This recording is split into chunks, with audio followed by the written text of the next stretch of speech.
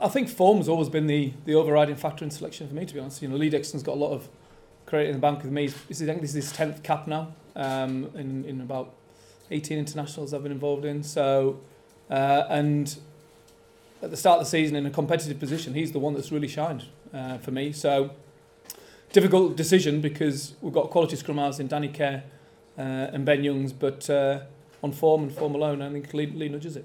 We'd made our mind up that we were going to start Courtney and Joe, so it's time now for Courtney to come in and show his leadership of the line-out. Jeff was going to obviously come on, I'm sure, and add his experience towards the end of the game.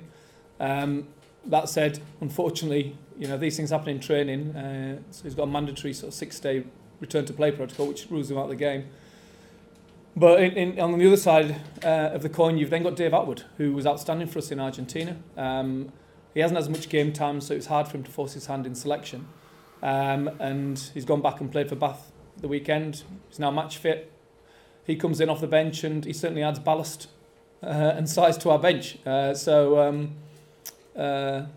disappointing for Jeff, really. But he'll be back and available next week. But great opportunity for Dave now. We've got to make sure that we deal with Australia first. We respect them as a team. I think they are better. I think obviously the time that they'll have spent together, as I mentioned, is important. I think at that time, perhaps the coaching dynamic wasn't where it needed to be, and they've brought in a homegrown coach.